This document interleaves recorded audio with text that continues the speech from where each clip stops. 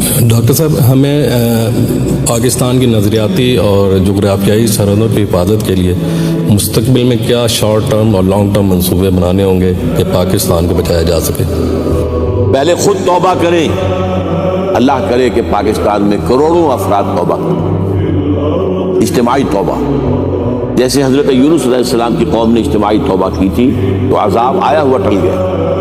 ایسی اگر کوئی اجتماعی توبہ ہو جائے، اور یہ اللہ تعالیٰ دلوں کو بدل سکتا ہے، انشاءاللہ اس عمل کے شروع ہوتے ہی اللہ کی مدد شامل حال ہو جائے گی، پھر اسلام ہمیں جوڑ دے گا۔ ظاہر بات ہے کہ ایک سندھی کو پنجابی سے جوڑنے والی شے کیا ہے، ایک پٹھان کو سندھی سے جوڑنے والی کیا شے ہے، سوائے اسلام کی ہمارے پاس تو کوئی بنیاد نہیں ہے۔ تو پھر ہم یکجہتی بھی ہوگی، اتحاد بھی ہوگا، اس سے جو ہے ایک انسان کے اندر جذبہ پیدا ہوتا ہے، پھر انسان محنت کرتا ہے، قربانی دیتا ہے۔ میرے سامنے تو لانگ کہہ لے شارٹ کہہ لے، ان دو کے سوا کوئی تیسری بات نہیں۔